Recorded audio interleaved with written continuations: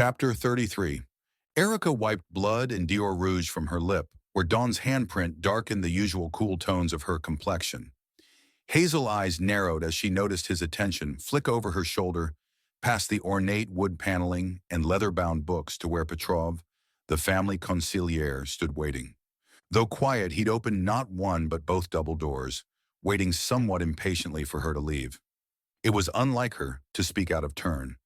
She'd thought they were alone, knew Ivan was in over his head as only a mother could.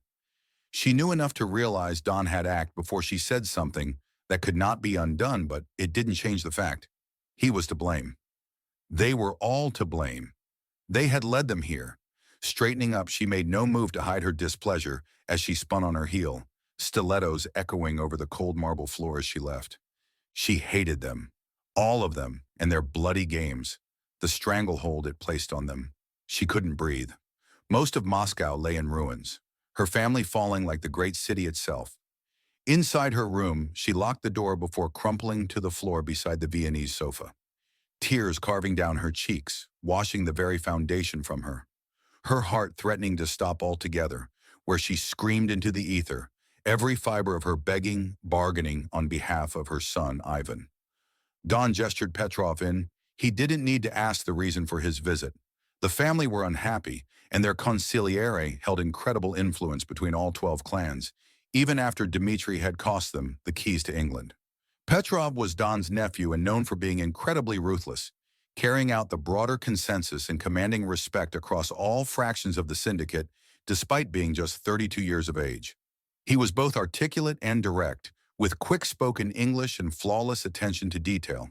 He stood taller than most and could usually be found in Armani suits, which downplayed his demonstrative side and made him look just like his late father. Thick raven hair and aquiline nose giving him a regal appearance, but the primal sheen in his steely grays corrected any misconception of a gentlemanly nature. Don poured a whiskey and retreat behind his ornate wooden desk. Well, they have it.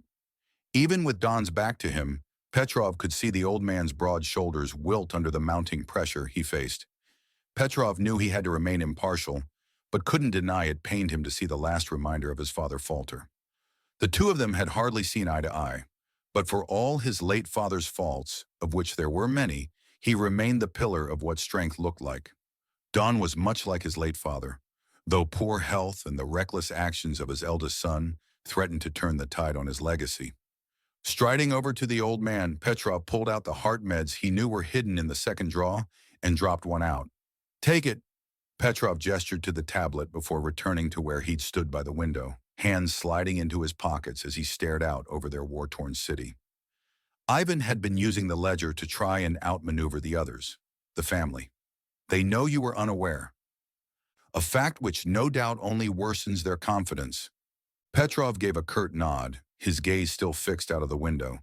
Things were looking bleak for his uncle, but at least they were not calling for his head yet. "I bought you both time." Dawn's glossy eyes flicked up, desperate to know more. "It's not much.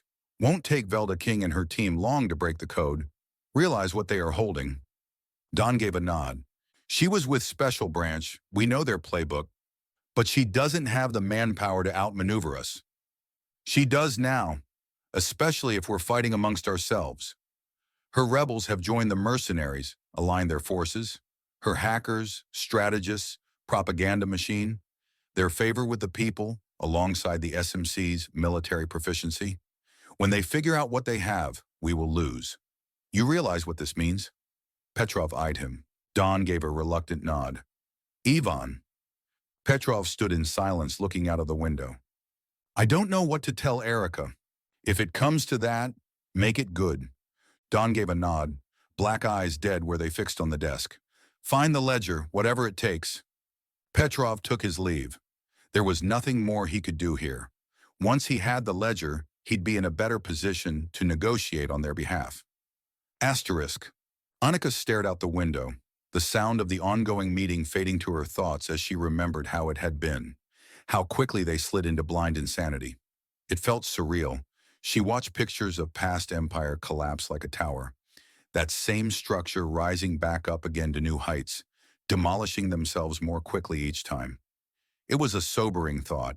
Inside Inter's newly refurbished office, things had all but returned to normal. But out there, it felt as though she could see its future, which seemed to have already arrived. Below lay skeletons of burnt-out cars that lay scattered amongst the streets, and the broken arm of Westminster Bridge hung down into water. What were once the Houses of Parliament now stood as a gravestone to what had once been. On the east side of the city, two men in leather jackets and slick-back hair strode into one of the old apartment blocks that was still standing. The Volkov had a quiet but friendly relationship with those working at Madame de la Reve, offering protection and endorsement for those in the tower, in exchange for a cut of the profits and information. Marching through the lower floor casino, past the bar and an array of pole dancers, they took the lift to the upper floor's brothel and overnight quarters. Marching straight into room 854, the men spotted Kubi sprawled out on the bed, freshly inked SMC tattoo on his forearm. His scantily clothed companion quick-footed it out, throwing a wink to Petrov's boys, who eyed her bouncing curves as they passed. "All paid up, gents." Kubi smiled, head falling back on the pillow, but the men continued in, closing the door.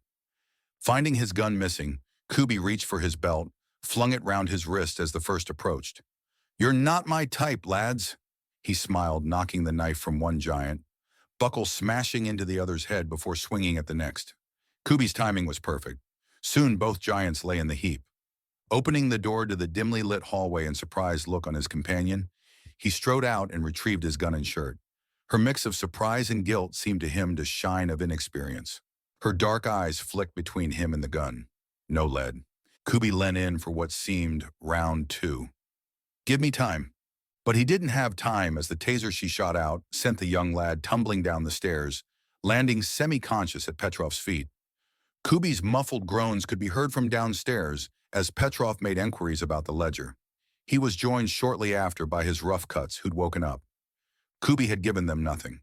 "Boss," said the one who nursed a buckle print on his head, "I can take him back. Work on him slow." No. Petrov rummaged through the mercenary's pockets. Men like him don't talk. Although he was well practiced at torture, unnecessary indulgence was best avoided. If his brother Dmitri was anything to go by, that's when he felt it. Turning the mercenary's wrist over, he found a tracker. "I don't think we'll need him to talk." Running a trace, irritation lined his brow at the call that came through, interrupting.